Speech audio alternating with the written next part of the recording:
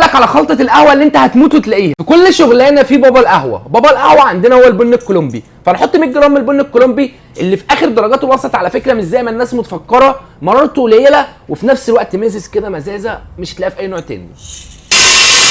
عمري ما دخلت البرازيلي في خلطه وزعلني. كريمي مرارته قليله بيديك خاص كده مش موجوده غير فيه هو لوحده. 75 جرام. الفيتنامي ده اما يكون وسط مرارته بتبقى قليله بيديك وش للقهوه لاخر ما تشرب كده في الفنجان، وفي نفس الوقت بيظبط لك القوام، بيعمل كل حاجه في الوش القهوه وقوام القهوه. كافيينه عالي. بقى لما نمكس تيست الشوكولاته مع الكلام ده 25 جرام من البن الهندي الارابيكا اللي في اخر درجات الوسط بيديك طعم الشوكولاته. كده كملنا الربع كيلو، فتعالوا نروح نحوجه على شويه الحبان وشويه الورد وحدايه من جوزة الطيب بتدي مزازه القهوه حلوه قوي. كمان عودين ونص من الجينسنج كده يديك تاكو بار تدغدغ الدنيا وتدغدغ الكلام.